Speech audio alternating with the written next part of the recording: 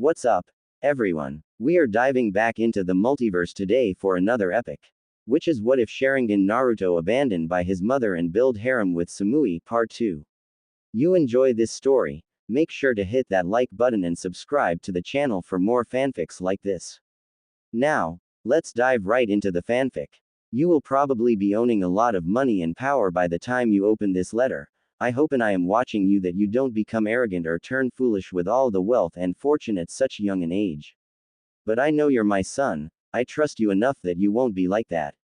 Seeing how much you look like me, I can proudly say you'll be just as awesome as your old man. Well, now let's let some parental instincts kick in.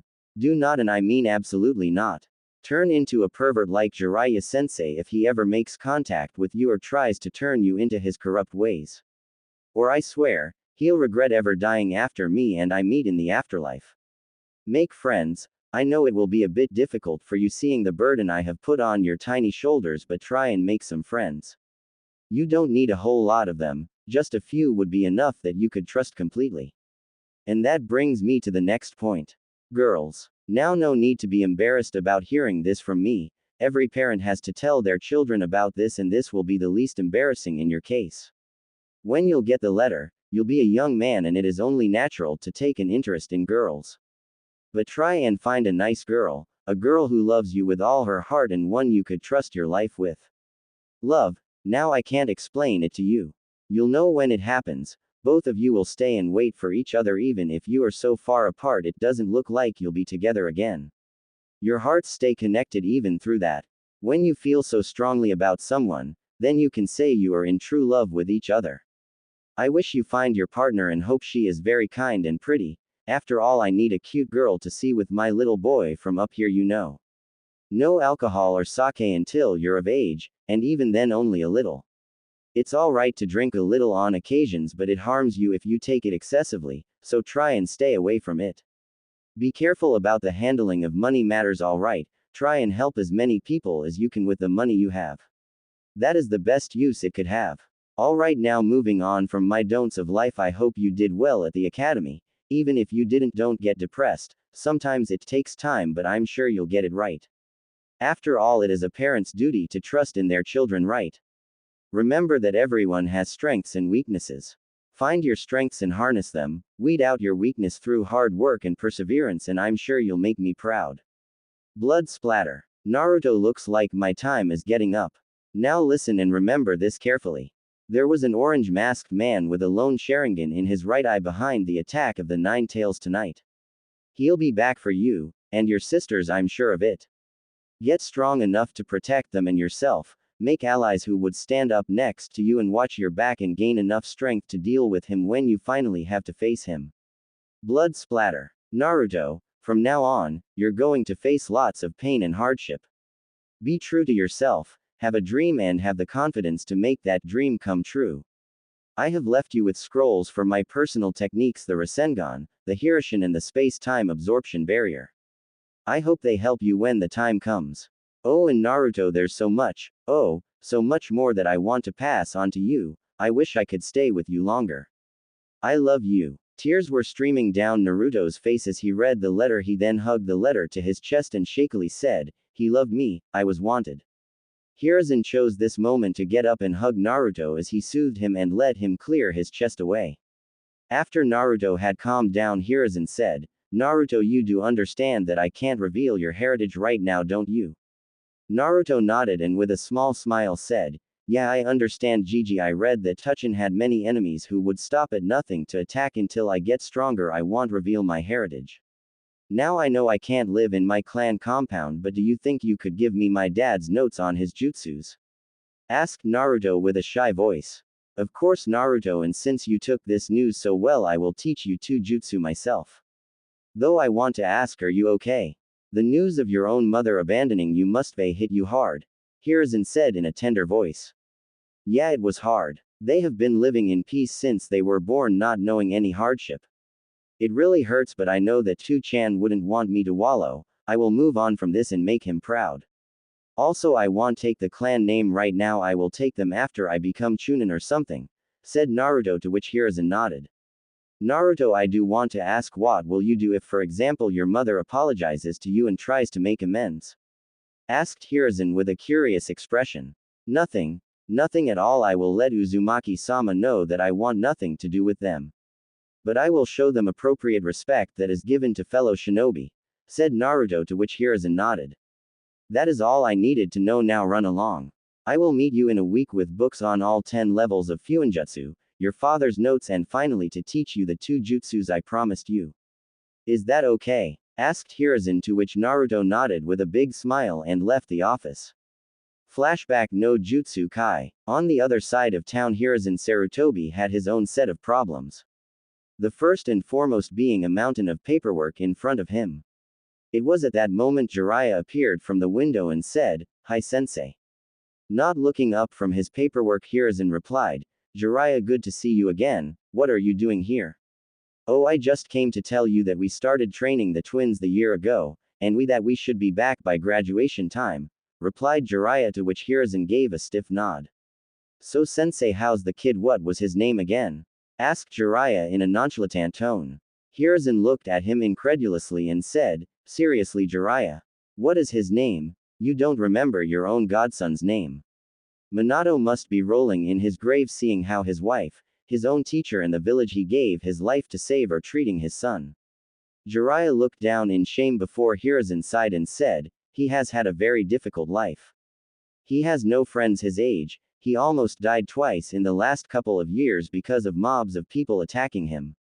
Though he is a good kid, he wants to be Hokage and surpass his old man while also protecting the villagers." "What you mean to say is that he knows who his dad was?" asked Jiraiya in a surprised tone. "He inherited his father's genius, Jiraiya. He already had a fair idea, and then I merely confirmed it when he asked.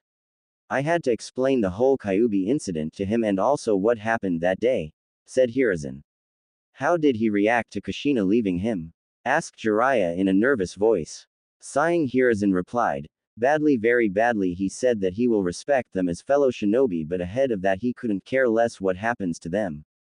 Basically, if there was a chance to get back together, it's gone." Silence ensued in the room. Neither of the two willing to break it. Jiraiya then picked a photo of a shirtless Naruto being coddled on by Hiruzen. His eyes went on the seal and began to critically analyze it. After a few minutes, his eyes snapped back towards Hiruzen and he asked, "Can I keep this picture? I want to study this seal a little more." Hiruzen only nodded as Jiraiya stood up and left through the window. Back with Naruto. Asterisk. Making his way to classroom number 222, Naruto knocked on the door and waited.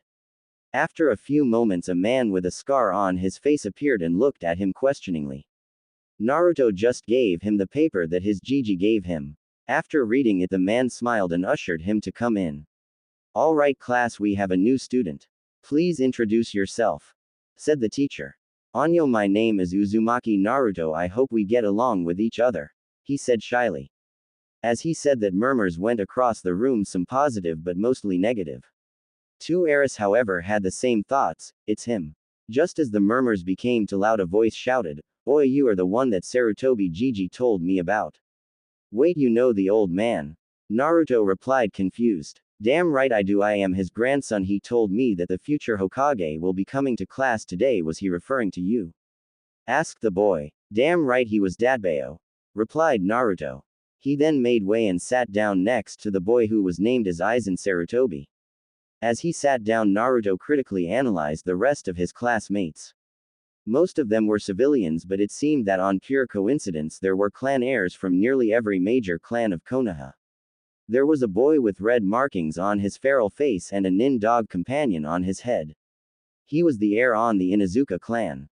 Another one with a lazy expression and a hairstyle that resembled a pineapple. He was the heir of the Nara clan. There was a fat boy having spiral symbols on his cheeks and he seemed to constantly have a bag of chips in his hands. He was the heir of the Akamichi clan. A boy wearing a long coat, sunglasses and a hat.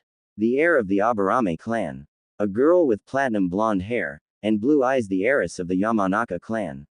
We obviously have the heiresses to both the Hyuga and Uchiha clans. And finally there was the heiress of the Kurama clan. She was a brunette with brown eyes. Naruto droned himself out of the lesson because he felt that it was boring and was glad when bell to lunch had rung. Say Naruto, let's go to cafeteria to get our lunch, said Aizen, to which Naruto nodded. He was glad to have found someone like him. When they went out to the ground they saw groups of kids already formed and chatting. There was however one girl who was sitting alone. It was the Kurama clan heir. Naruto looked over to Aizen and pointed at her. He sighed and said, I don't really know why, but no one sits with her or even talks to her. It's been 3 days and still I haven't seen anyone talk to her. Naruto nodded before giving a small smile and saying, how about we go and sit with her? It is obvious that for some reason we are the class outcasts. People like us stay together. What say? Aizen grinned and said, you bet, let's go. The two of them made way to Yakumo and the three began talking to each other. Slowly the conversations became more fluid and more comfortable, and before they could even realize it, a deep bond of friendship and trust had already been formed. Naruto even invited the two of them to come train at his place at the weekends, to which both of them readily agreed to. The trio didn't go unnoticed by the rest of the heirs. And that is another reason we should avoid them. You saw how easily they befriended that demon? Asked Kiba, the Inuzuka heir. I have to agree, I thought he would be different considering he did save me and all. Guess it was just wishful thinking. Sayuri sighed. Troublesome, replied the lazy Nara. The group of heirs kept on chatting and gossiping. It was a few minutes later that Naruto noticed that the Aburame heir himself was sitting alone. Naruto excused himself from his group and made way to him and said, Hi, my name is Uzumaki Naruto, what's yours? Aburame Shino. Came the stoic boy's reply. Why are you sitting alone, Shino? Asked Naruto. No one invited me. Why? Because my clan is generally one treated to be an outcast because of our relationship with bugs, Shino replied stoically. Bugs? What relationship do you have with them? Asked Naruto. Our clan houses colonies of bugs inside our body and uses them for ninja arts, Shino replied, already expecting Naruto to grow disgusted and leave. Wow, that's so cool. What type of bugs do you usually use? Asked Naruto, his interest growing by the minute. We normally use Kikachu. They are bugs which chakra, replied Shino. He was surprised by Naruto's interest and was inwardly glad to have not been completely shunned. Cool. Nay, Shino, come with me to my group, said Naruto. He then pulled Shino along with him and introduced him to the rest of the group. After a few minutes, Shino was accepted as the part of the group. Naruto felt that the group was complete. They had a loudmouth in Aizen, a shy one in Yakumo, a stoic one in Shino, and a genius in Naruto. It felt amazing belonging somewhere. Looking around, Naruto just knew that now finally he could call the village his home. In his office, Hiruzen was smiling warmly at the scene.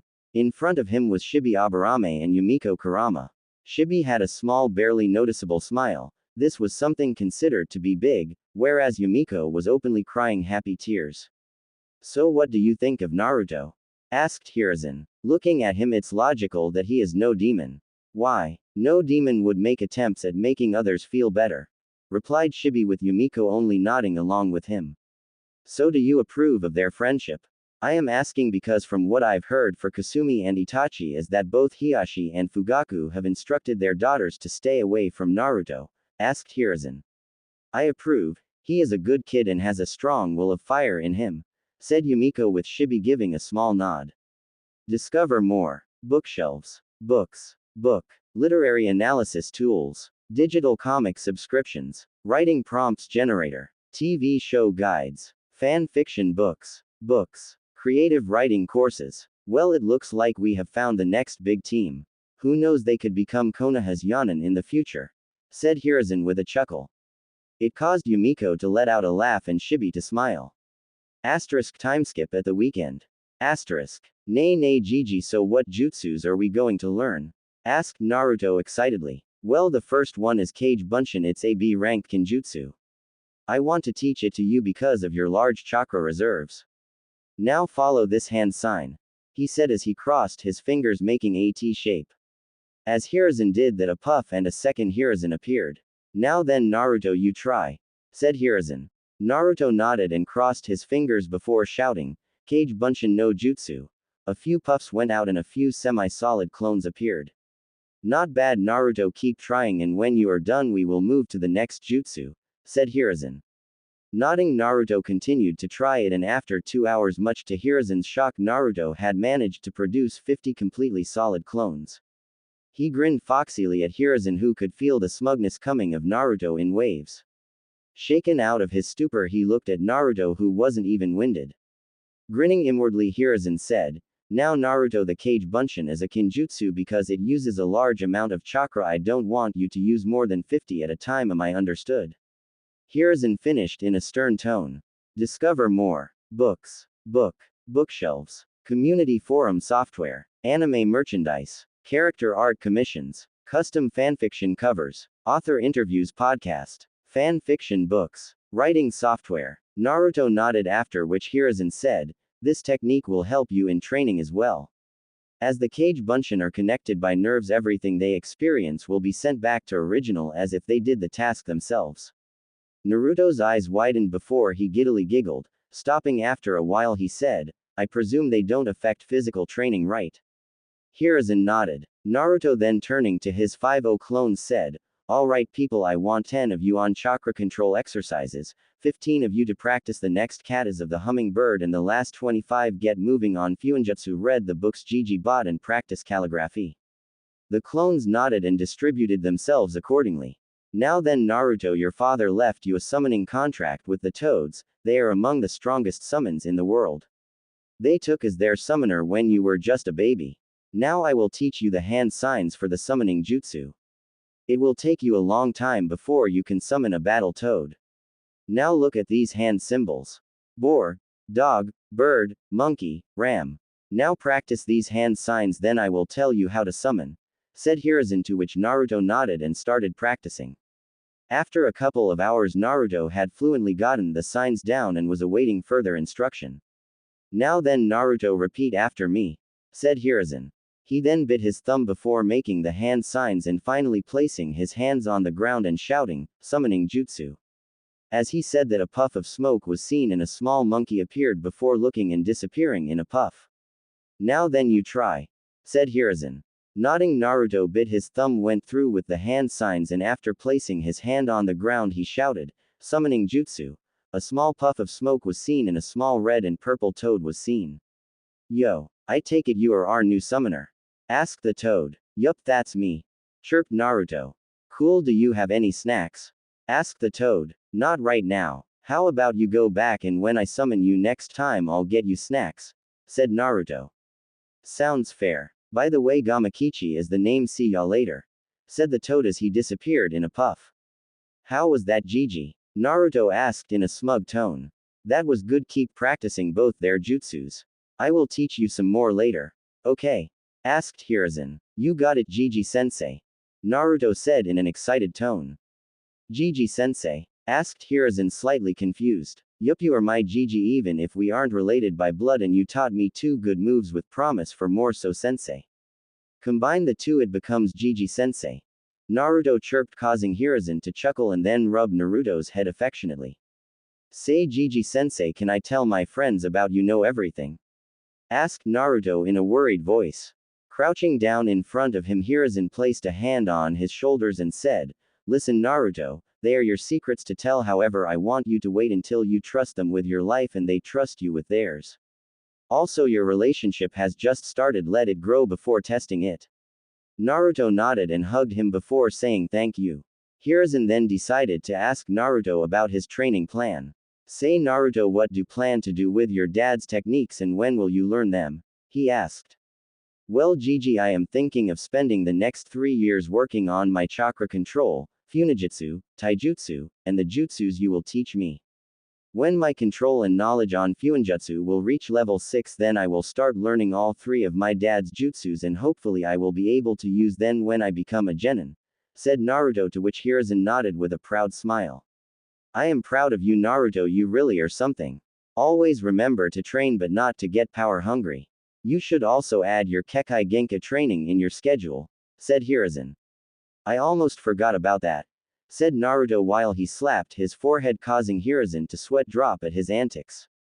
Only Naruto would forget that he possessed 2 very strong Kekai Genkas. He truly is a mixture of both his mum and dad, thought Hiruzen. Alright Naruto, dispel your clones 5 at a time every 5 minutes. After you are done, meet me outside, we are getting ramen as a reward for your good work, said Hiruzen. Naruto jumped up and down in excitement as he began dispelling his clones while dreaming of ramen. It had been 6 years since our hero had started the academy and made his friends. Now sitting at 5 feet 4 at 12, he could proudly say that he trusted all 3 of his friends for life. Today was the day of the final exam before the life of a genin. Needless to say, Naruto was beyond excited. During the years at the academy, Naruto had kept himself on an average position in the class. Enough not to draw any unwanted attention to himself. Over the years, thanks to the use of shadow clones, he had grown massively in all of his shinobi branches. He was now a level 6 Fuinjutsu user and had started dissecting both of his father's signature seals. The Hiruzen and the space-time absorption barrier. His taijutsu and speed were mid-chunin level thanks to his use of weights and then resistance seals after he reached level 5.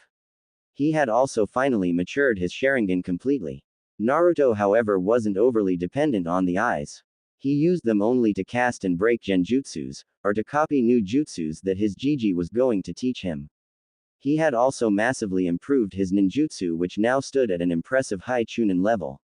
He still hadn't done any elemental manipulation but was very skilled with non-elemental jutsus. Even creating some personal versions of jutsus that he knew. He had also improved his summoning and could now summon at least one battle toad. He had also gained good control over his chains. However, the highlight for him would be his mastery of the Rasengan. It made him happy and feel close to his old man after learning his signature technique. As he was excitedly waiting for the exams to begin elsewhere in the fire capital, a nervous Kushina was packing her things to return to Konoha. The reason to her nervousness will soon be revealed.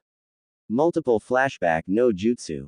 Kushina walked through what was left of the village gates at the crack of dawn toward the carriage that would take her and her new family to the capital with her newborn daughters in hand. As she was about to enter the carriage, she looked back and saw Hiruzen standing at the dislodged entryway to the village with a sleeping Naruto in his arms. The sickening disgust she saw in his eyes as he glared at her before he turned his back to her and walked towards the Hokage tower hurt her immensely. He was the man that Minato respected above all others, and to see him regarding her with such awful disappointment, she could only hope that he would see the truth behind her words one day. She forgot her pain as she gazed longingly upon the 2 red-headed infant girls that were fast asleep in her arms, neither of them having a care in the world. She smiled lovingly at them, thankful that despite last night's horrific attack by the Kyuubi, or whatever tragedy might befall her, her family, her village, or even her nation, there was still so much purity and innocence in the world. That purity and innocence had to be guarded and preserved for as long as possible. They would be free from worry for now, at least, as despite Hiruzen's anger with her, he still cared enough to provide an Anbu detail to escort her and her babies to the capital. The trip took 2 full days at the slow pace the carriage moved at. During that time, the Anbu hadn't spoken with her, and neither had she bothered to speak with any of them, guessing that they likely felt the same way about her that Hiruzen did. She couldn't fault them for that. They didn't know any better, after all. When they had arrived at the capital and they had stopped at the courtyard of the daimyo's palace, she thanked her escorts, who merely disappeared without so much as a word of acknowledgement, and exited the carriage. To her surprise, the daimyo himself was there to greet her and welcome her personally. Feeling honored by the daimyo's personal greeting, she thanked her feudal lord and allowed him to lead her to the Uzumaki estate grounds within the capital proper. There was still quite an impressive staff of caretakers tending the grounds in the house, many of whom Kushina had even known as a young girl, and all of whom greeted her and welcomed her home warmly. All of them gushed over the 2 baby girls in her arms, commenting on how beautiful they were and expressing their sentiments over how proud Kushina must be of them. She entered the main house, put the girls down into the double crib that had been prepared for them, and went to settle down in the living room. She allowed herself a smile, despite her sadness at both Minato's passing and Hiruzen's disappointment. All that mattered at the moment was that she and her girls were home, safe and sound, and they would have a happy life and childhood, here. The twins' first birthday came and went much more quickly than Kushina could have thought possible. Kushina had met the day with mixed feelings. The day would forever be bittersweet to her, And while she would remember the loss of her dearly departed husband and the death of her son by Kyuubi's possession, she was also very happy to celebrate the beginning of the girl's second year of life. She and the girls were very content and comfortable with the luxurious, safe and peaceful life that they were able to enjoy in the fire capital. She had written to Hiruzen, giving him the annual report she promised she would give to him every year detailing her health and the health of the girls, and when she began training them, she would let him know how that was progressing, too. The letter she wrote to him was forgettable for the most part, though she did ask whether he had dealt with the demon and avenged Minato's death yet, or whether he would want her to do it herself. She had been surprised when, the very next day, she answered a knock on her front door and opened it to a courier ninja. The courier had an official certified letter addressed from the Hokage to her, a letter that she had to sign for. Whatever this was, Hiruzen was sending it to her as the Hokage, not as an old family friend, and he wanted a guarantee that she received it. Signing for the letter and dismissing the courier ninja, she closed her door, took the letter to her kitchen table and unsealed it. As she opened the scroll and read its contents, unlike the letter she sent to Hiruzen, his words would forever burn themselves verbatim into her psyche. Uzumaki-san, while it gives me great relief to know that you and your daughters are well, and that you are enjoying the protection of the daimyo, the guardian ninja 12 and the samurai forces of the Land of Fire, your request to murder your innocent one-year-old son is not well received at all.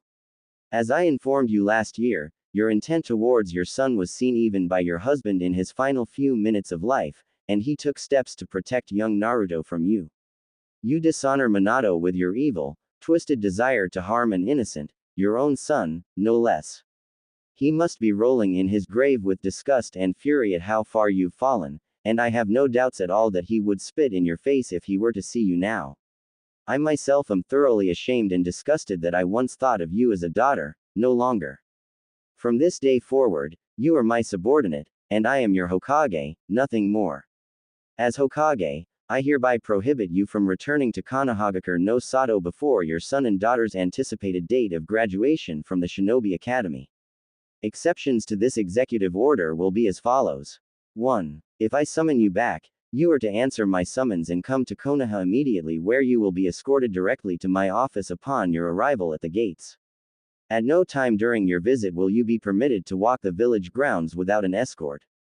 At the conclusion of the business for which I summon you, you will immediately be escorted back to the gates and sent on your way, once again prohibited from village entry. 2. If you send me advance notice via official communication of your intention to come to the village, and the date you expect to arrive, you may come to Konoha's gates, but you will be detained at the guard station until an Anbu can escort you to my office so that you can conduct whatever business you will need to conduct with me before once again being escorted back to the gates and sent on your way, once more being prohibited entry without either an official summons from me or advance notice of your arrival. Should you be found approaching Konoha's gates or within Konoha's walls without having met the conditions of either of these exceptions, I will have no choice but to assume that you have come to either harm young Naruto or end his life, and I will have you executed on sight for charges of treason against Konohagakure no Sato and conspiracy to commit murder of the Namikaze clan heir. After your execution, your daughters will be brought back to Konohagakure no Sato to be placed in an orphanage while allowing them to be raised and trained to be shinobi of Konoha.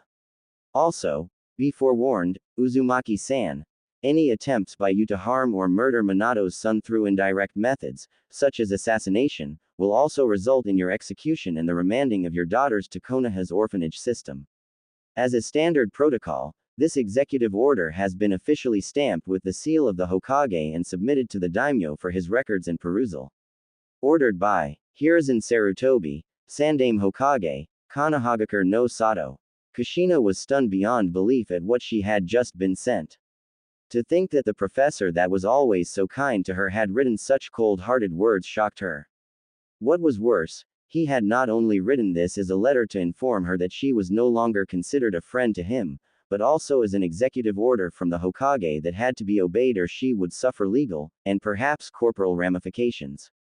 He had even used her last name instead of her first name to address her in the letter. She knew that the grounds for which he stated her punishment being immediate execution were clearly plausible.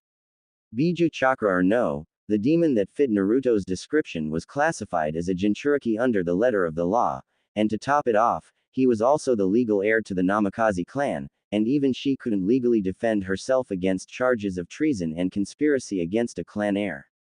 Despite the righteousness of her feelings and the justice of her path, her hands were tied, and as much as she hated that demon wearing her son's skin, she loved her daughters that much more.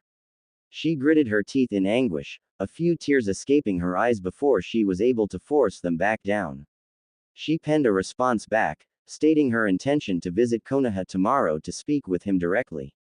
Once completed, she informed the nearest maid that she had business in the capital, and asked her to tend to her daughters until her return. It was 3 hours later that she received an official acknowledgement from Hiruzen via messenger Hawk stating that the gate guards would be expecting her arrival tomorrow and that she would be provided an escort to his office. She left for Konoha early the next morning, once more leaving her children in the care of the Uzumaki staff, taking to the trees to travel quickly and arriving in 3 hours. As told, she was detained at the gate to wait for an Anbu to escort her to the Hokage's office.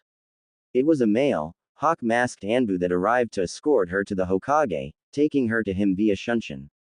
Even the tone of his letter hadn't prepared her for the cold fury and near hatred that Hiruzen was now bearing down upon her. The meeting was quick, and the point driven home that she would receive no special favors of any kind from the Hokage due to feelings of past kinship. He had told her, in no uncertain terms, that while he couldn't officially declare her an enemy of Konoha, he now personally regarded her as one. She was escorted back to the gates and left the village very unsatisfied. A week later found Jiraiya at her door. Having been stricken from the Toad contract, he now had to manage his spy network directly by traveling and meeting with contacts himself. He had left Konoha to do this, and had informed Kushina that a visit to her and the girls would be a pleasant stop along the way. Of course, he needed to travel around the world and do his research, which he also informed her of without any shame, prompting her to pummel him into the ground. It was during this visit that he noticed Kushina wasn't herself. "Kushina, what's the matter? You haven't been acting like yourself since I got here," he expressed with concern. With a sigh, Kushina answered, "Sandaime-sama has forbidden me from returning to Konoha before it's time for the girls to become genin unless I'm either summoned by him or unless I have business there that I have to inform him of beforehand.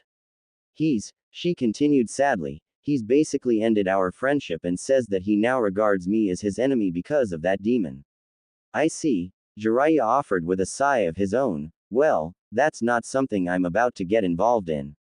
I know how you both feel about the situation, so I'll just leave it alone." "Thank you, Jiraiya. I really appreciate that." Coincidentally, during the third day into Jiraiya's visit, Tsunade and Shizune also came by the Uzumaki estate. Sarutobi had informed Tsunade of Kushina's relocation for the time being, so she decided to stop in for a visit to her 3 godchildren. Kushina was about to speak up about Naruto not being her godson anymore, but Jiraiya stopped her with a firm grip on her shoulder and a stern glare while he shook his head in the negative slightly.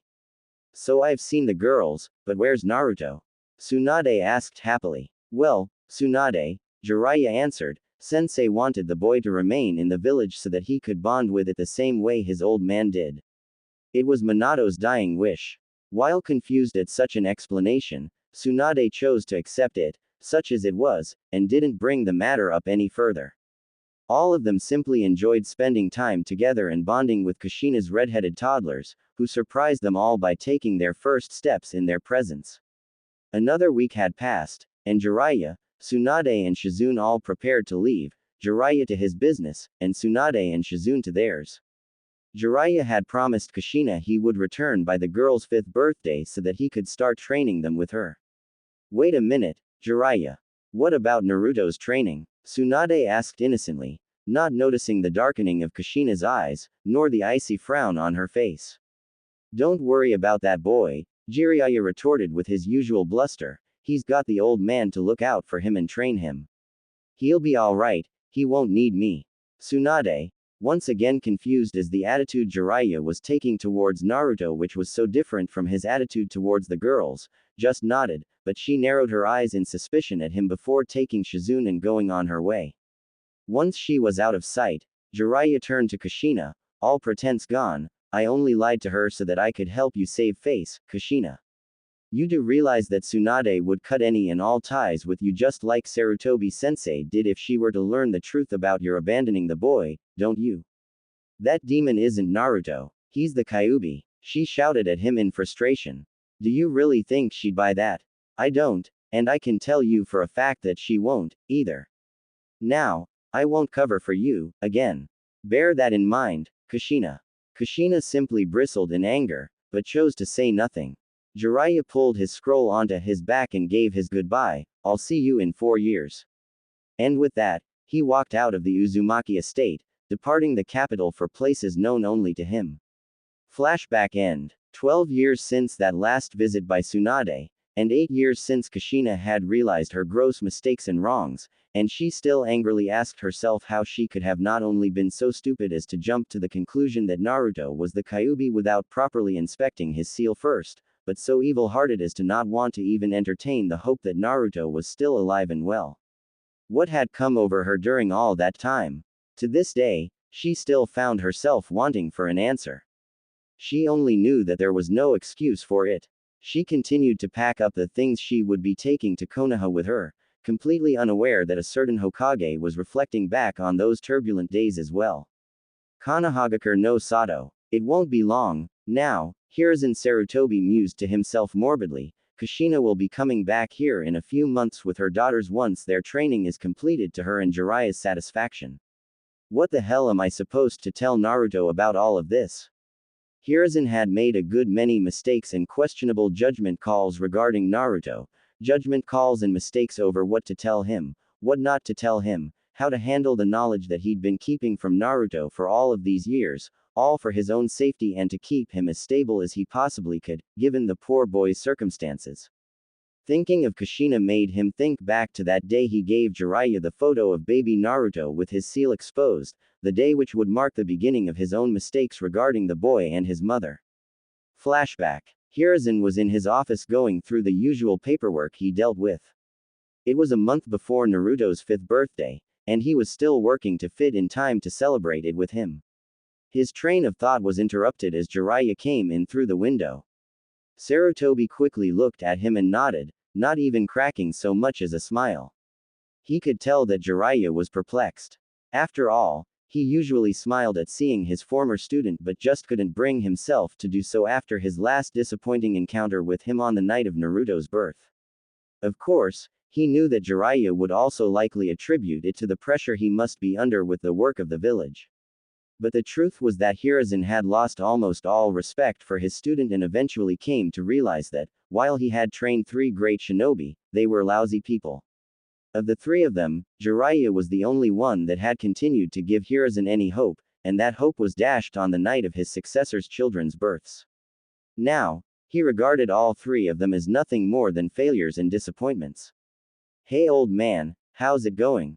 Jiraiya asked jovially. I'm doing fine, Jiraiya, he responded in a near monotone, and asked, how are you?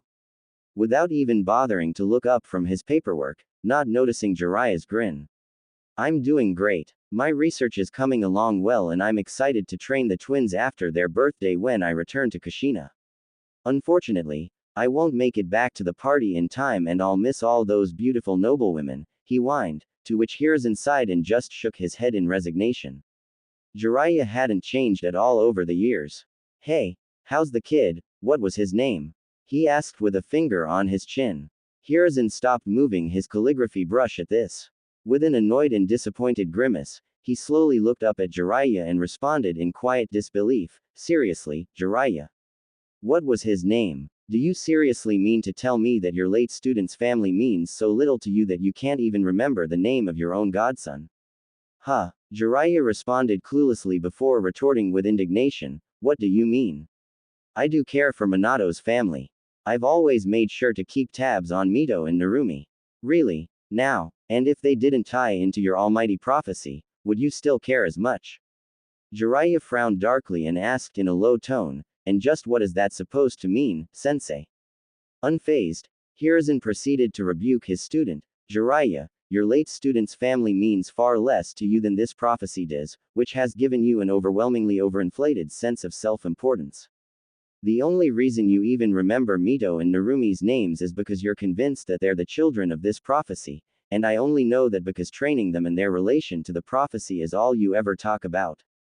Hiruzen then added sarcastically, Minato must be looking towards you from the afterlife with such pride, especially with how much you care for his son. What was his name? Jiraiya's dark frown left his face after that, replaced with a frown of utter shame. Before he could say anything else, Hiruzen spoke up, but to answer your question, Naruto is doing fine, although he's a very lonely boy. He hasn't been able to make any friends at all because the adults in the village keep their children away from him. Oh, well, I'm glad to hear he's okay. And I suppose he'll make friends in time, Jiraiya offered, though his shame and a sense of doubt could be heard in his tone. He takes after his father, Hiruzen told him, bringing Jiraiya's gaze right to his with a saddened expression. He's the spitting image of him, and not just in his looks. He's also inherited Minato's genius-level intellect as well. In fact, I would dare say he's an even greater genius than Minato was. If I could do so, I'd take him as a student of my own. Hiruzen's eyes narrowed in resignation. God knows it would be nice to have a student that didn't end up as a failure and an utter disappointment as a human being like the three of you did. Jiraiya's sadness became laced with hurt at Hiruzen's claim. He'd seen that look on his sensei's face before, though. Hiruzen had all but given up on his former students. Jiraiya began to look around the room looking for something to latch his sight and thoughts onto. He saw a picture of Naruto when he was a baby in Hiruzen's arms on his desk and picked it up. Naruto was in his diapers and the seal on his stomach was clearly visible. Jiraiya, now intrigued, narrowed his eyes and began to do a visual inspection of the seal in the photograph. The complexity of the seal was far beyond anything he had ever seen. Minato had outdone even the greatest of the Uzumaki sealmasters by combining two such strong seals along with several minor ones perfectly, and had synchronized them to perfection. In his last moments, Minato Namikaze had indeed created his masterpiece. Hey old man, I am taking this picture. I'd like to study the seal on Naruto. Do you mind? He asked and Hiruzen nodded.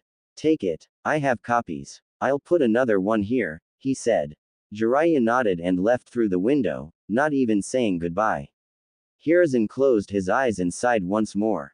Only one word seemed to fit for all of the people once connected to Minato Namikaze: disappointment.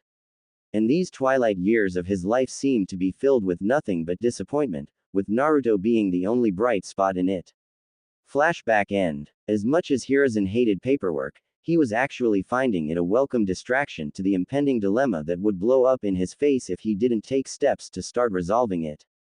Fire capital. Kushina had finished packing her bedroom, and was now sealing up her kitchen goods. Her cast iron skillet was still as beautiful and black as the day she had first acquired it. She'd taken very good care of it and used it to cook countless meals for herself and her girls. But with that thought, she began to think of all the meals she had never cooked for her son. It was when she was preparing this particular pan for use that the horrible truth had been made known to her. Flashback. It had been a month since Kushina had thrown the twins' 5th birthday party and she had started training them. She had been trying to teach them how to unlock their chakra, and even with her guidance, the twins had just succeeded this morning. That had to be some kind of record. She was currently starting to cook dinner, having just turned on the stove, heating up her cast iron skillet so she could make a stir fry. It was as she was doing this that she heard Jiraiya barge in through the front door and bellow a greeting.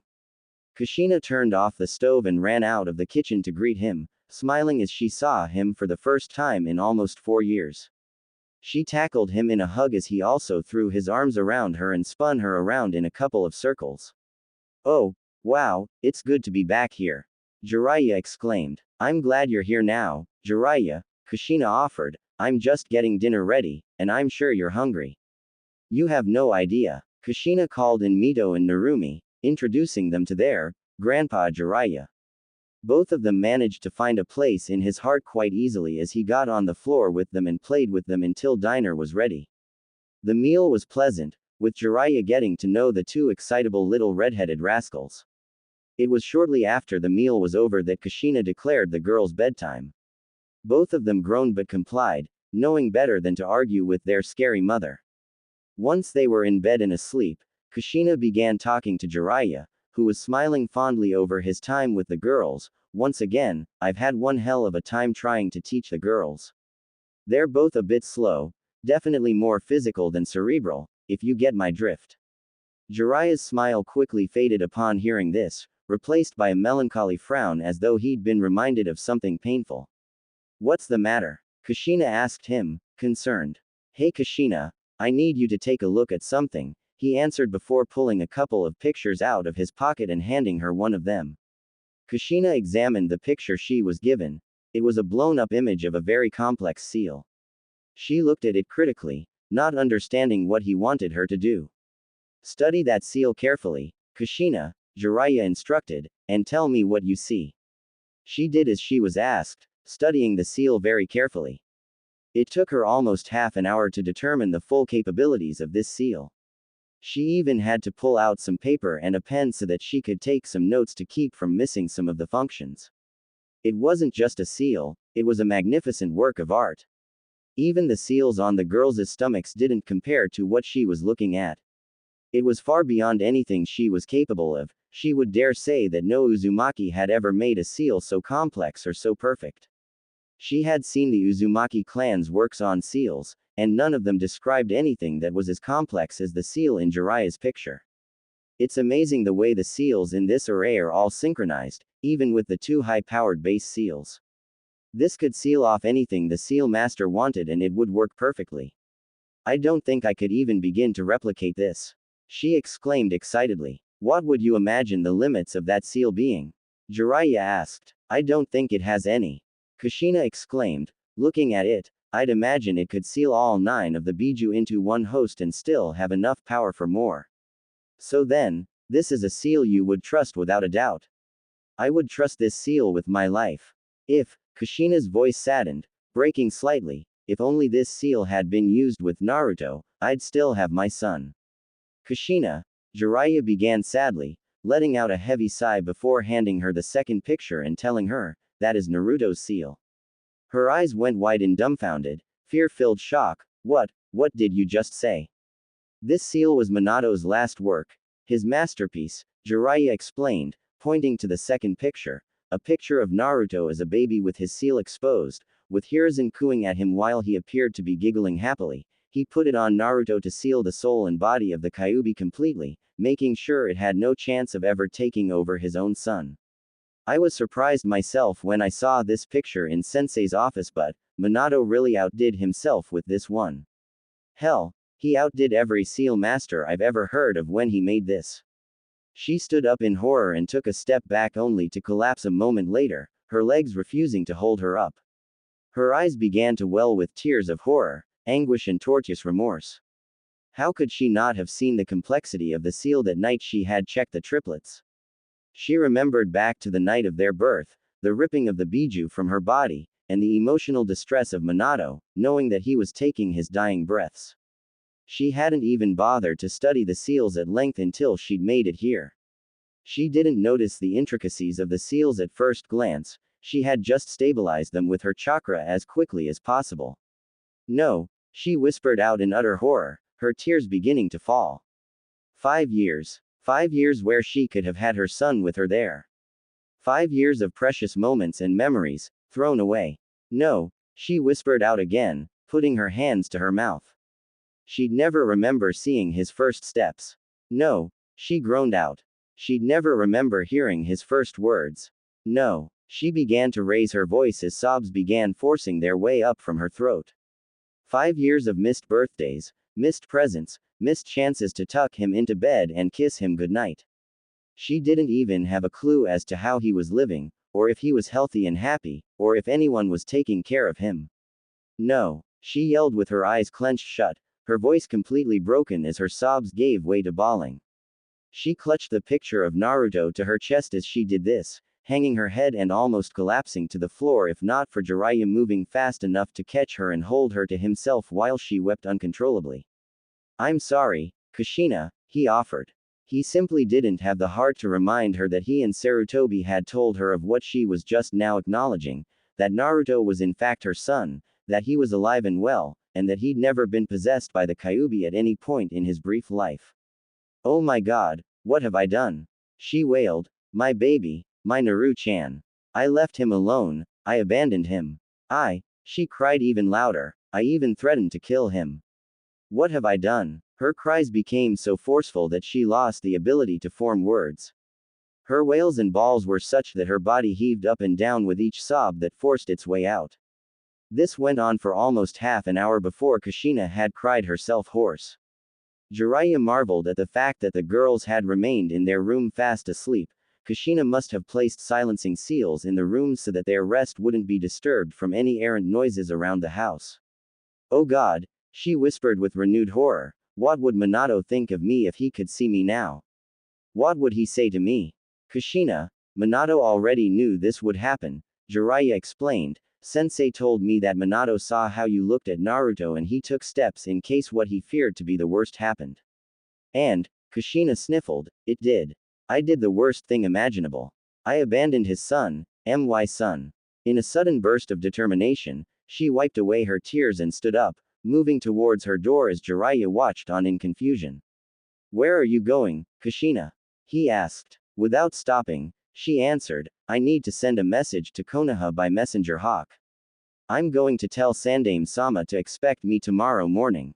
You're gonna what? I'm bringing my baby boy home. She fired back, opening and closing the front door as she left through it. She was back a few minutes later, and Jiraiya had just waited for her return in the living room. Kushina, are you sure you know what you're doing?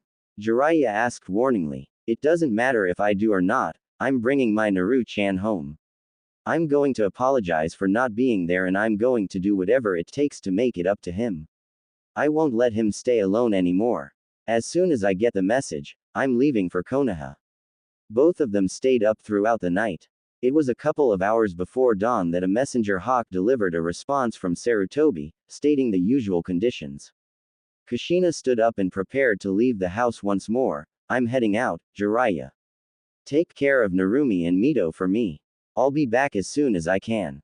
She left the house before he could say anything more, speeding her way to Konoha as fast as her legs and the treetops allowed.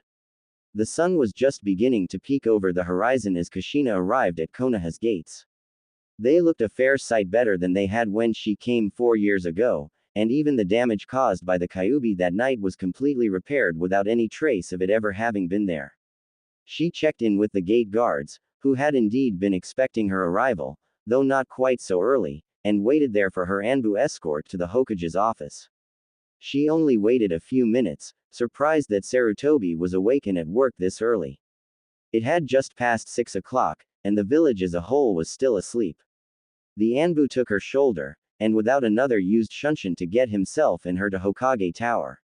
Hokage-sama, escorting Kushina-sama to your office as ordered, he said. With a nod of acknowledgement from Hiruzen, the Anbu vanished. Hiruzen's eyes hardened as they focused on Kushina. He asked coldly, what business brings you here, Uzumaki-san? Hokage-sama, Kushina greeted him formally with a humble bow, surprising the man. I have realized how badly I messed up when I abandoned my baby boy all those years ago. I'm asking. She got to her knees and bent her hands and head to the floor. No, sir, I'm begging you, please let me see my Naruto-chan so I can bring him home. A growl from Sarutobi's throat caused Kushina to lift her head. Despite the tears that were beginning to fall down Kushina's face, the Hokage's eyes remained steadfast in their iciness. After what you pulled, both that night and the year afterwards, you expect me to suddenly believe you've seen the light, and now want to make up for your mistakes. I understand your doubts, Hokage-sama. I don't blame you for having them. But Jiraiya showed me the seal Minato put on Naruto, he made me study it in depth, and I could see that there's no chance of the demon taking over. Please, Hokage-sama, let me bring him home, or at least let me bring my daughters back here so that we can live together in the village with him. No, Uzumaki-san, I can't do that. More to the point, I won't do that, he said. She flinched at his tone then became desperate. Please give me back my son, I'm begging you. Please, Hiruzen, he glared at her when she used his name, but she didn't stop. I need him just as much as he needs me. Please, I'm begging on my knees here. Believe me when I say I love my son, she said in tears. He sighed, rubbing his temples as his will wavered.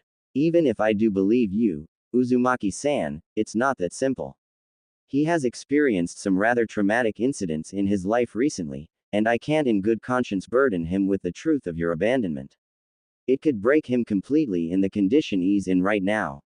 No, Uzumaki-san, I won't let you anywhere near him, for his own safety. I pleaded to you before you left and again for a year in letters that he needs his mother, but you refused to hear of it. Why should your pleas move me now? The truth is that I'm not sure if I even want to let him know you exist before it's time for me to reveal his heritage to him and fulfill my promise to Minato, he said, and she looked at him, her tears falling even harder now. What do you mean by traumatic incidents? Tell me, what happened to my son? She asked, and his eyes hardened. What happened to him as the direct result of your abandonment of him and leaving him here? Now, I've heard and said enough. This conversation is over. Leave, Uzumaki-san, our business is concluded. Tori, Neko, he said as she tried to plead more, but he released the privacy seals and flared his chakra as two Anbu came in the room kneeling. Escort Uzumaki-san to the gates and send her on her way, he ordered the two. Before he or the Anbu could act, however, Kushina stood on her feet, planted herself into the floor using 4 chakra chains with several more flailing through the air around her defensively, and flooded the room with extraordinarily powerful killing intent, causing the Anbu to retch and even making the Hokage sweat a bit. Hiruzen Sarutobi, I will not be dismissed so easily and casually. If you want to send me to Ibiki Morino when we're done here, then I'll go without resisting, but I'm not leaving or moving from this spot until you've given me the time I deserve for making this trip, do you understand me? Kushina shrieked out at him at the top of her lungs through tears of anguish and frustration, shocking him with her furious determination. Hiruzen used some of his own killing intent to match the pressure Kushina was exerting with hers. He stood to his feet and glared at her with determination that was just as unyielding as hers. Studying her, and seeing that nothing he could say or do would persuade her to leave without either giving her what she wanted or putting up a fight that wasn't worth engaging in over a matter of his time, he gave a resigned sigh. Tori, Neko, he addressed his agents, stand down and return to your posts. Sir, are you sure? Tori asked his commander in an even tone, though his doubts as to his cage's safety could be heard in his question. I promise you that I will not attack him and I don't mean him any harm, Kushina tried to assure the two Anbu in the room, her tears beginning to lessen. I'm sure, Tori, Sarutobi answered the Anbu's question, you may stand down. Both Tori and Neko nodded, saluted their Hokage, and vanished from sight.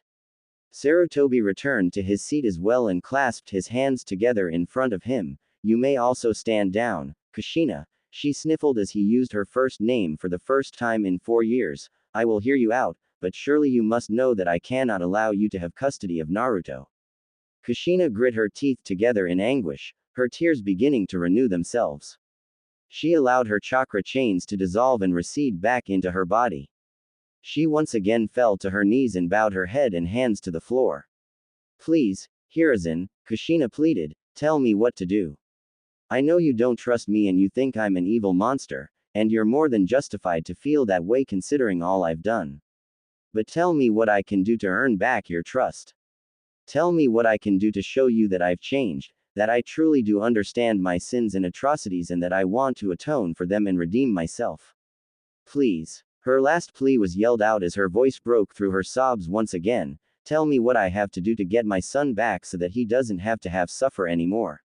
Despite the anger and animosity Hiruzen felt towards the woman who was currently kneeling prostrate before him now, he could deny that she was genuine and sincere in the desires she expressed. Could he maybe give her a test of sorts? Could he not give her the benefit of the doubt right now? But at the same, could he afford to? And how would this affect poor Naruto? Kushina, please lift your head, Hiruzen requested in a conciliatory tone. When she had done so, he gestured with his hand, palm face up, to get off her knees and stand before him.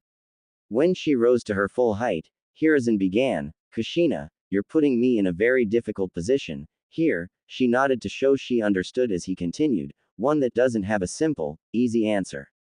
I'm sorry, but I can do and tell you nothing more that concerns Naruto. That's unacceptable. Kushina interrupted him, I won't leave this spot until I at least have more than I came here with. If you want me gone, you have to give me something. And why should I give you anything at all, Uzumaki-san? Hiruzen demanded testily. I get that you can't allow me to take Naruto, and I know and understand why. But can I meet him, at least, even if I don't reveal myself to him as his mother? Can I try to start building something, anything, with him at all, even if it's only from a distance? Please, Hiruzen, give me a little hope, here, Kushina said with tears streaming down her face. Sighing, Hiruzen said, let's just say he has had 2 attempts on his life from within the village, and the fact that he fought of an enemy Jonin who was about to kidnap the Uchiha and Hyuga heiresses. During the fight he activated his chakra chains and managed to knock the Jonin out. Later on, purely by coincidence, he learned the fact that you were his mother and about everything that happened on the day of the Kyuubi attack. Reaching to this point, he stopped speaking in favor of having a breather. Kushina, as she heard Hiruzen speak, felt her heart sinking, and she waited a while before asking, how did he react? Pretty much as you'd expect him to. The look of pure betrayal in his eyes still haunts me. I gave him Minato's letters in which he explained the reasons he did what he did. Naruto calmed down a lot after that, and then for the very first time in his life smiled a genuine smile, before he promised to me that he'd make his old man proud by becoming Hokage himself. He idolizes his father more than anything. Now what I am going to say may hurt you. I asked him what he would do if you ever came apologizing. He simply said that he didn't care anymore about what others do. He said he'd respect as a senior shinobi, but nothing more than that. I am sorry, said Hiruzen.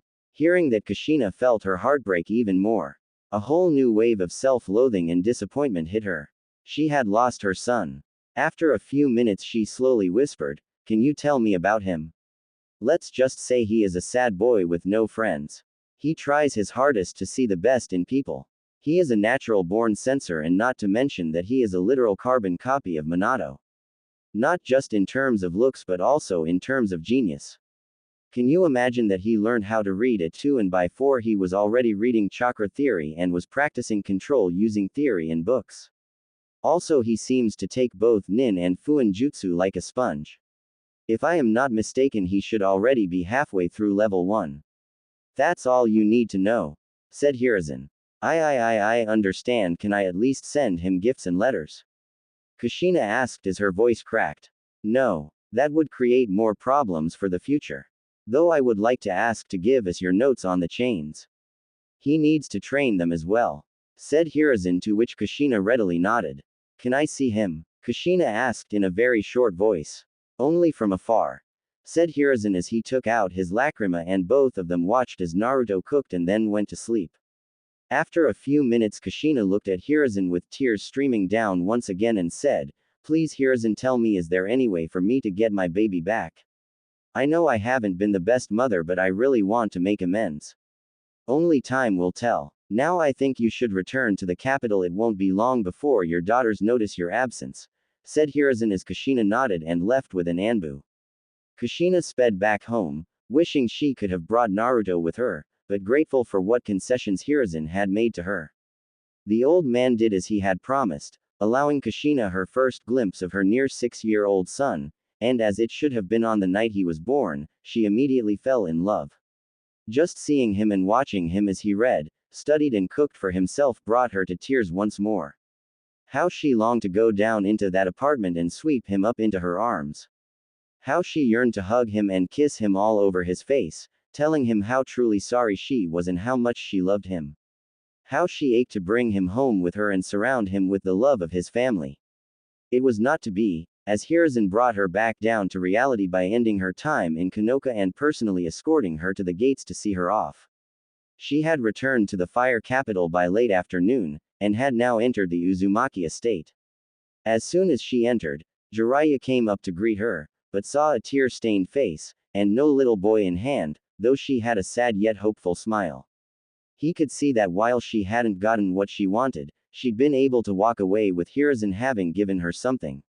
She washed her face, put on a smile for her girls whom Jiraiya had brought to greet their mother and welcome her home, and began to cook dinner for her family, thankful for her loved ones, but wishing she could be cooking for her son as well. Jiraiya knew better than to press the issue, and the girls were just as clueless as they ever were, something she found herself to be quite thankful for at the moment. It was the next morning, before the girls were to be woken up for breakfast, that Jiraiya come to Kushina and asked about her meeting with the Hokage. She explained everything that took place to him, about Hiruzen's refusal to allow her near Naruto, about the attempt on Naruto's life, which caused Jiraiya to flinch, though the things Hiruzen asked her to keep to herself, she did. She also told him about laying eyes on him for the first time since his birth, and what she was going to do for Naruto from that day forward. When she was done, Jiraiya asked her, Kushina, when are you going to tell the girls about him? And what exactly are you going to tell them? I'll tell them when I think they're ready, she answered plainly, and I'll tell them everything. I won't leave anything out. Are you sure that's wise? Jiraiya asked warily. I mean, you don't know how they'll respond to what you have to confess to them. They deserve to know. How they'll react to me isn't what's important. But I have faith in them to take it all in stride. Well, okay then. If that's what you want to do, I won't stop you when the time comes. Just be careful, okay? She smiled sadly at him and nodded. Before she prepared breakfast, Kushina continued packing the kitchen as she reminisced over her time spent there, time where she missed Naruto's childhood, but smiling at the things she had learned of him through Hiruzen's continued correspondence. She thought about her frustration with the girls' training over the years, and she couldn't help but compare it to the sheer euphoria of learning about the things she could teach to Naruto when she got the chance. Sadly, the joy she felt at the idea of teaching Naruto was sometimes tainted by news of Naruto being attacked once again, especially on his 6th birthday. Flashback. Fire Capital. Jiraiya and Kushina had been training the twins for a year now, and it became more and more apparent that they took more after their mother than their father, something that now both scared Kushina and made her feel ashamed. She began to fear that they would react to Naruto the same way she had, just following their impulses and not taking the time to really think things through. Her fear was compounded by the fact that neither of the girls was as intelligent as she was, and they were also a good bit more impulsive. She had tried to teach them about battle strategies and deceptions in the shinobi world, but they lacked the attention span to learn such subtleties. They were both headstrong, beat 'em up first and ask questions later, types like she used to be. They had also inherited her fiery temper and brash personality, along with the dense chakra that she had. But while their chakra was quite dense, their chakra control was beyond abysmal, a dilemma she couldn't understand. It wasn't surprising for Jinchuriki to have poor chakra control due to their reserves, but their control was almost negligible, and nothing that Jiraiya and Kushina tried could seem to improve their control. In addition to their dense chakra, the mixing of the Kyuubi's yin and yang chakra respectively into their coils brought problems of their own. The control needed to keep the demonic chakra from bursting forth unrestrained wasn't there due to the absence of the 1,000-year-old soul that was sealed within their brother, which was needed to filter and regulate such potent, dangerous chakra that did not belong to them. Kushina and Jiraiya had tried to teach them any chakra control exercise they knew, even the ones that they thought were more advanced than those their age should be practicing. The leaf exercise, surface sticking, water walking, nothing worked, and all that their efforts showed were leaves ripped to shreds, potholes on walls and trees, and a lot of waterlogged clothes. The girls had no apparent concept of the word restraint, and their short tempers didn't help them, either. Needless to say, Kushina knew it was going to be a long and tedious path to get them to master even the basics. She and Jiraiya began to take a different approach, and started training them in her clan's style of taijutsu, the Uzumaki's swirling fist, which relied on the weakening of an opponent first through the use of seals or other long-ranged attacks, such as water-style ninjutsu or her adamantine chains, and then going in for the kill.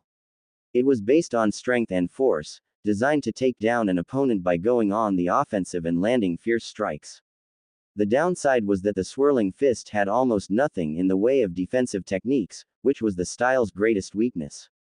For most Uzumaki, however, this weakness was negligible, as their skill in sealing is what provided the defense that they needed. And therein lay another crucial problem. She had tried to teach the girls sealing, but it just didn't take. Neither of them had the patience needed to learn the subtleties of the complex art, nor to develop the necessary skill in calligraphy. What was worse was that neither of them had inherited the Uzumaki clan's natural talent for the art. They didn't care. It wasn't flashy enough for their tastes, something that once again saddened Kushina to no end. She had tried to convince them how powerful seals were and had showed them some, but the only ones they were interested in were exploding tags and storage seals, and even these were difficult for them to follow or understand. Kushina spent the day where she realized they wouldn't progress beyond those two basics in virtual mourning. Jiraiya had started to teach them basic ninjutsu and was their personal taijutsu sparring partner. He himself had no particular taijutsu style, being a bit of a brawler himself, except for the frog kumite taught to him by the toads, which was now useless to him due to his eviction from the Toad clan and his loss of sage mode. He had taken bits and pieces from many of the styles Hiruzen tried to teach him in his younger days and crammed them all together in a style that worked for him. The only advantage he had was that he was very unpredictable, though any taijutsu master would likely tear him to shreds, and a user who had experience fighting his style would give him a very hard time. Kushina had not given up on reaching out to Naruto through Hiruzen, sending letters to Hiruzen on an almost weekly basis, asking for any news on Naruto he was willing to impart upon her, whilst occasionally asking him to reconsider allowing her to meet Naruto and bring him home. His answer was always no, but the more often they corresponded, the more cordial Hiruzen's letters became, and the more hopeful she felt. She had learned that almost all of the clans of Konoha had attacked Naruto at one point or another, only the Uchiha had not. She would have to express her gratitude to the Uchiha clan properly when she returned to Konoha. The other clans, she would be paying their leaders personal visits, and she would be out for blood. The rest of the letter was of a much more positive nature. Naruto had encountered seals recently, and was completely and utterly fascinated by them. Already, he was practicing calligraphy, and he could even make working explosive tags and storage seals. And he was only 6 years old. He had inherited both hers and Minato's talents for sealing. Oh, how she couldn't stand waiting to be able to teach him everything she knew.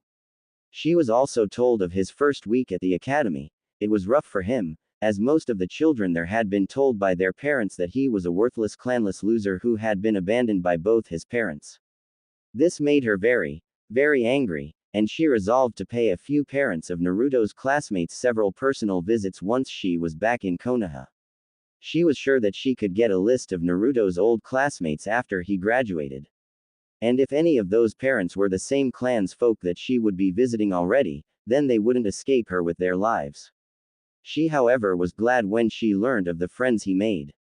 It made sure that he wouldn't be alone and had several people standing up for him. Flashback end. As Kushina was preparing for summoning the slug that would take them to Konoha, she began to reflect on how the girls had progressed in their training over the years. The basics had to be drilled into them constantly, as they were both rather slow learners. She was not surprised, however, when she saw their affinity towards chakra-intensive ninjutsu, both of them having a decent number of techniques in their repertoire. They were both highly proficient in the fundamental techniques of the swirling fist, but the advanced katas were still beyond their current abilities. True mastery of the style is something they would never have due to their lack of desire and ability to learn the sealing arts, but Kushina would at least make sure that they could use the style to a sufficient degree of proficiency to be able to take on any non-Uzumaki adversary. Her thoughts took a tangent back to Naruto for a brief moment. She looked forward to teaching him the swirling fist, as unlike the girls, Naruto could attain full mastery of it if his skills in sealing were to be believed. She could only hope that maybe seeing Naruto master the style to a degree that they could not might impress upon the girls that sealing is a skill worth taking the time to learn, as a true master of the swirling fist could stand toe-to-toe with any ninjutsu user without using any ninjutsu of their own. The swirling fist was indeed that fearsome when used the way it was intended. Kushina grew nervous about returning to Konoha and introducing Naruto to his family. The girls had known about their brother since they were 7 years old, and thankfully they forgave their mother once she had admitted everything. Both of them had cried over the fact that they never knew their brother, but they believed Kushina when she told them she was doing literally everything she could in order to bring Naruto home to be with them. Every single picture that was sent by Hiruzen, she would show the girls and Jiraiya. While Jiraiya never seemed too impressed with him, the girls couldn't help but gush over their brother as though he was the greatest boy ever born. Narumi even had Kushina make copies of his most recent pictures for her. Kushina smiled and giggled as she thought about the crush that Narumi had developed on her brother in the last couple of years when she would catch her fawning over those pictures and blushing when she didn't think her mother was looking. She didn't doubt their love for their brother, but what concerned her was their pride bordering on arrogance due to having everything handed to them freely. She knew that Naruto knew no such privilege, and should the girls say the wrong thing to him, it could have disastrous consequences, and possibly destroy their chances of building any kind of family connection with their brother. Naruto had suffered. He had suffered beyond what any human being should ever have to suffer, and certainly more than anyone else ever had the right to inflict upon him. All the girls had ever really suffered as children was a bit of bullying at the park. They were 7 years old. Kushina had brought the girls to the park, as she would typically do to reward them after a long week of training. After she left their sight for a little while, some older children of relatives of the daimyo had cornered them in a secluded part of the park, backing them up against the trees as all of them laughed at their terrified expressions. They started to belittle them, saying they weren't princesses, and that their hair made them look like tomatoes. One of them started pulling on Narumi's hair, causing her to cry out and whimper in fear and pain. Mito stood up for her, but was trembling in fear, unable to get them to stop. When their mother came for them, all the boys ran off. Kushina held her girls to her as they cried into her chest. Suddenly Narumi lamented that other than her and Mito, she had no one to protect her if they weren't there, causing her to cry harder. But then Kushina told them that they had their brother to rely on back in the village and that he was really strong. Narumi had stopped crying and smiled as she imagined her big brother saving her and gently leading her back home. Mito wasn't sure if her brother would ever risk his life for them and promised herself that she would get stronger to protect herself and Narumi if something like that ever happened. She too wished that her brother would save her, but wanted to be strong enough not to rely on anyone, and Narumi promised Kushina that she would get stronger for protecting herself and show her brother that she too was strong. Mito's strength and skill were higher than Narumi's and they were the strongest in the capital their age, which again had caused Mito to become quite arrogant, and Narumi only less so, though she still retained her bubbly personality unlike Mito, who thought herself above everyone. Kushina could only hope that the girls would learn humility soon enough, and that it wouldn't have to be a painful lesson as it was often wont to be. She let her thoughts drift off as she laid down to sleep. Tomorrow would be a big day, and she couldn't see any ending that wouldn't be difficult or painful, so they would all need all the energy they could get. They were no inside the slug which was moving at high speeds. Jiraiya going on ahead to report in and prepare Hiruzen for their arrival. When they were a few miles out, Kushina and the girls stepped out from the slug and took to the road, moving at a more casual pace. So, Ka-chan, Narumi asked with a blush on her face, what do you think Naruto Ni-chan will be like? Do you think he'll like me? Kushina giggled at Narumi's implied question, though she answered it fairly, Narumi-chan, I think Naru-chan is going to love a bubbly and pretty little sister like you. You too, Mito-chan. Her face and voice became somber as she continued, it's how he'll react to me that I'm worried about. Mito tried to encourage her mother with a determined grin, don't worry Ka-chan. Naruto Ni's bound to forgive you with how much you love him now. And if he doesn't, then I'll beat him black and blue until he does. Kushina suddenly turned on Mito in anger, her hair rising and flailing like 9 tails of fury, you'll do no such thing, do you understand me? Both Mito and Narumi were quite taken aback at this. Rarely had their mother been angry with them, and never had it been to this degree. Kushina explained herself, girls, listen to me. Naruto has been through a lot in his life. He has suffered things that the two of you couldn't even begin to understand, and he has suffered them all his life. He hasn't been treated well by the village at all, which is actually why I've been fighting so hard to bring him home over the years. I don't expect him to welcome us warmly at all. In fact, I'm preparing myself for the worst, and if he does end up blowing up or even attacking me, I will not retaliate or respond in a negative manner. And neither will the two of you, understand? Mito, don't you even joke about something like that ever again. Both of the girls just looked back and forth between their mother and each other, not knowing what to say. The rest of their trip was made in silence, the mood somber and oppressive. Kushina's fears as they approached Konoha's gates only became more pronounced, even to the point where the girls seemed to catch them as well, lumps rising in both of their throats as they became nervous about what might happen upon meeting their brother in a couple of hours. Soon the wait was over and Aruka entered the room along with Mizuki. After silencing the class, Aruka said, "We will be having 2 more students joining us for the test today. Before any one of you complains about unfairness, they were trained outside the village and have returned to take part in the exams." His announcement caused mixed reactions, groans from the heirs, and looks of curiosity from the civilians. Naruto though kept an impassive face on. Aruka motioned towards the door and 2 red-headed girls with cute round faces entered the room and respectively said, "Hello, my name is Mito, Narumi Uzumaki, pleased to meet you." Silence followed in the room. Naruto, however, being the genius he is, connected the dots and understood that they were his sisters. He then remembered what his father had asked him to and vowed that he would protect. Discover more. Community forum software. Twitter marketing services. Crossover story guides. Soon, however, the whole class burst out laughing and Kiba shouted, "Ha ha ha ha ha, who would have thought that our new classmates would be a pair of tomatoes?" Mito looked indignant at the comparison whereas Narumi looked downcast. However, all laughing ceased to be when the room was filled with a very potent killing intent. Everyone, including the teachers and the new girls, were finding it hard to breathe.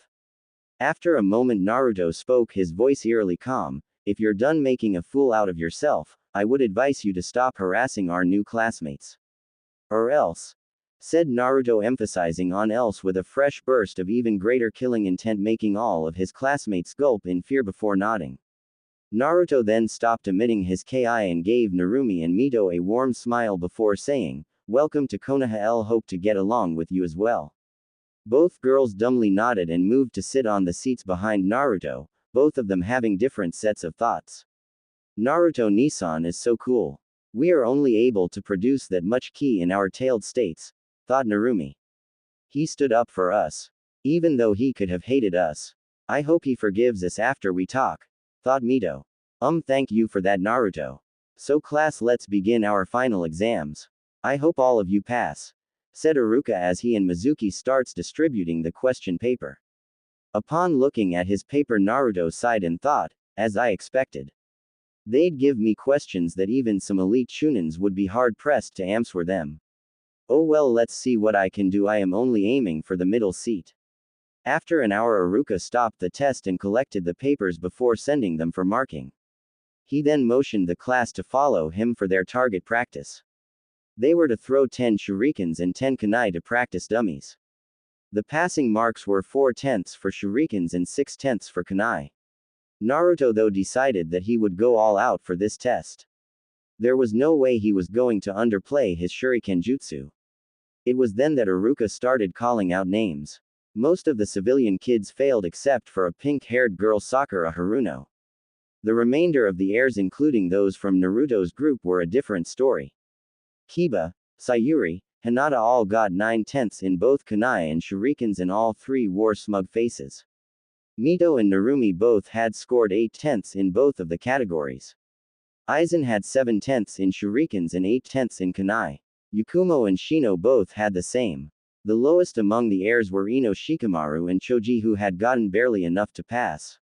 Naruto Uzumaki, called Aruka. As Naruto made his way to the positioning line, Sayuri smirked and said, "Try beating our score, Dobi."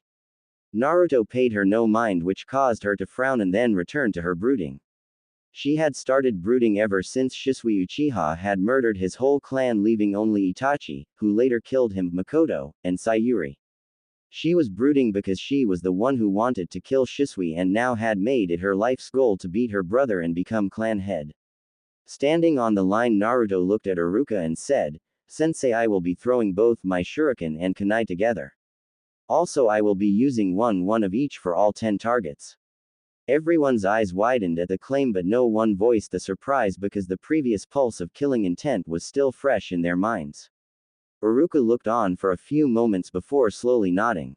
Naruto lazily took out a kunai and a shuriken before lazy-fing them both at the same time with a twitch of his wrist. He then made a one-handed ram sign which caused both the projectiles to multiply by 10 and then go on to hit all 20 targets. This caused the whole class to drop their jaws, who would have expected an average student to be so skilled in shuriken jutsu. As he was walking back to his seat he looked and subtly smirked at Sayuri, Kiba and Hinata, causing all three of them to seethe at him. Hinata then shouted, "How dare you mock us, you peasant, we are above you. In terms of clan and status maybe, in terms of skill definitely not. Also why don't you put your skill where your mouth is?" Naruto mockingly replied before returning to his seat. His friends excitedly congratulated him and Narumi and Mito smiled at him, which he returned in kind, causing both of them to blush a little. Though Narumi's blush was much more noticeable. Soon after there were taijutsu matches. Narumi and Mito both tied, same for Shikamaru and Choji, both of who quit because they didn't want to fight each other. Hinata and Sayuri both beat random civilians. Ino and Sakura tied after a styleless cat fight-like brawl. Shino, Aizen, Yakumo all beat their civilian opponents almost flawlessly, passing with flying colors. Next in the final match was Kiba versus Naruto. "So Dobi, are you ready to give up? If you grovel and beg for mercy I will finish you painlessly," Kiba said in a smug voice. Naruto just looked at him blankly before saying, "You said something," causing everyone to face fault and Kiba to shake in fury. Whereas in the Hokage office where all available Jonin senseis were watching, a silver-haired masked Jonin wiped of an imaginary tear and said, "They grow up so fast." Whereas another wearing a green spandex with gigantic eyebrows shouted about the young boy's flames of youth have been corrupted and need to be saved. To which the silver-haired Jonin said, "You say something, guy." It caused the green Jonin to cry anime tears at his eternal rival's hip-like attitude. Back to the fight, Kiba rushed in as soon as the fight was signaled to start. Naruto however just stood in his starting spot, not even moving from it. All the while deflecting of Kiba's attacks and getting in occasional blows. Kiba was getting increasingly frustrated as the fight went on. How was he the rookie of the year being outdone by a clan-less orphan? He then shouted as he went in for another attack, "Damn you, why can't I hit you?" As soon as he thrust his fist forward, Naruto caught before in one swift motion, slinging Kiba out of the ring and signaling the end of the match. Naruto then answered, "That was because you were in the eye of the hurricane." Saying that, he turned around and went back to his seat. At the Jonin lounge everyone was surprised by the blondes, however two Jonins had very serious looks on their faces. Performing one of the advanced katas of the hummingbird style was no easy feat, specifically the one which was made for multiple opponents. The next stage of ninjutsu went without incident, with nearly everyone passing and becoming ninjas. After collecting his headband, Naruto left. His friends weren't able to follow him because of their families. Whereas Mito and Narumi were stopped by Mizuki for some reason. Kiba was named Rookie of the Year despite having been beaten by Naruto. The Kunoichi of the Year award was shared by both Hinata and Sayuri, mainly because both were way too prideful to admit defeat, and thus avoiding unnecessary problem. As Naruto was walking, Mizuki walked up to him and gave him a smile which immediately made Naruto put his guard up. Mizuki was never kind to him, he was planning a trap here and somehow Naruto was in the middle of it. "I am sorry that we couldn't crown you as the Rookie of the Year. Kiba had better overall grades than you," Mizuki said to Naruto with an apologetic smile. "Men number harm done, I did pass after all," replied Naruto with a lazy wave of his hand. His answer caught Mizuki off guard as he asked, "Meaning you don't care whether you are Rookie of the Year or not because you simply passed the test?" "Exactly. Now if that will be all, I'll be going now, sensei," said Naruto as he shooshined away, leaving Mizuki to seethe as he thought, "The whole plan has failed, well at least we get to kill 2 of the 3 demons. We'll just get this one later." Mizuki then smirked before running off in the opposite direction. He was unknowingly being followed by Naruto, who after suspected him of trying something evil. Scene break. In a forest near the village, both Mito and Narumi entered a clearing and started waiting for their sensei. "Are you sure we should be here, Mito?" Narumi nervously asked. "Yeah, if we pass the test then we will be crowned as the Kunoichi of the Year. Don't you want to make Mum and Nisan proud?" Mito asked her twin, who reluctantly nodded. Suddenly a couple of Senbon hit both the girls on the back of their necks and they felt the control on their bodies leaving them. And they fell unconscious. Suddenly 4 people came out of the bushes and started sneering at them.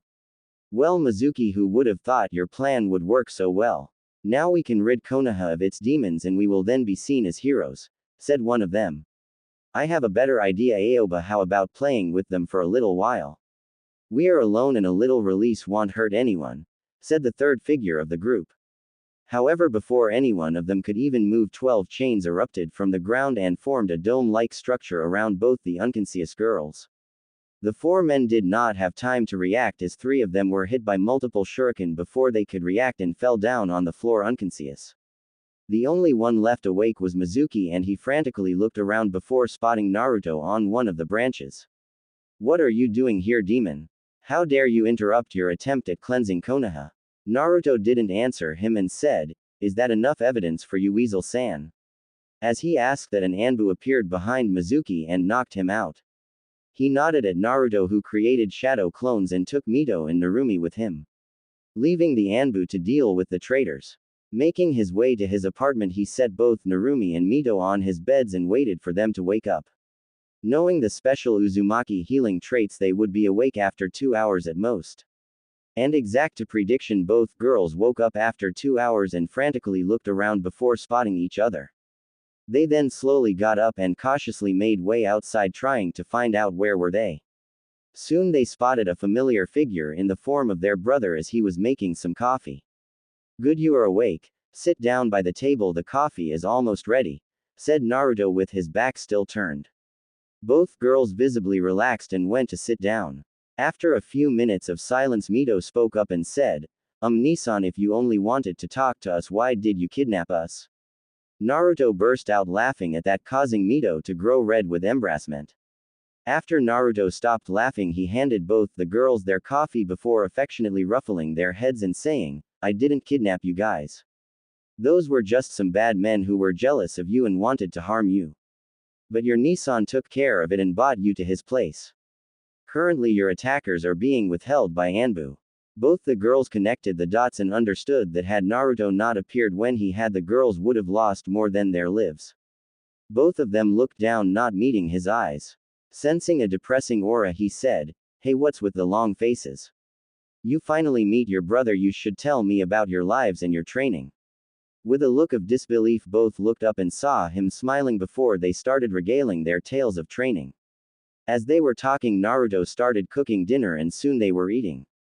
After they had finished talking, Naruto said, I have already informed both the Hokage and Kushina-sama about what happened and they are currently investigating the whole setup. You can stay here for tonight or go to your place, it's up to you. We would like to stay, Nissan, said Narumi with Mito nodding along. Alright then, go take a shower and go to the rooms you got up in.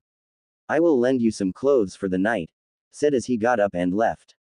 Mom was right, Mito Nissan will save us from trouble, said Narumi. Yeah, she was, but I was thinking if Nissan is saving us, then who will save Nissan? Asked Mito. Leaving this to thought, both took their showers and reached their rooms. Soon, however, they found themselves unable to sleep because of what happened earlier. Both made their way to Naruto's room and knocked on the door before entering. They saw Naruto sitting on his bed reading a book. Seeing them enter, he closed the book and looked at them before asking, scared of closing your eyes in fear of what happened today? Both of them nodded. Sighing, Naruto motioned them to come on his bed. Mito to his left and Narumi to his right. He then said, Listen, I am here for you. I will protect you. Get some sleep, you have to go home tomorrow. Okay. Both nodded before Narumi asked, Nissan, will you come with us? Naruto shook his head and said, Both of you are seen as heroes by the majority of the population here. Me, on the other hand, am the village pariah. It would be better if we kept our distance.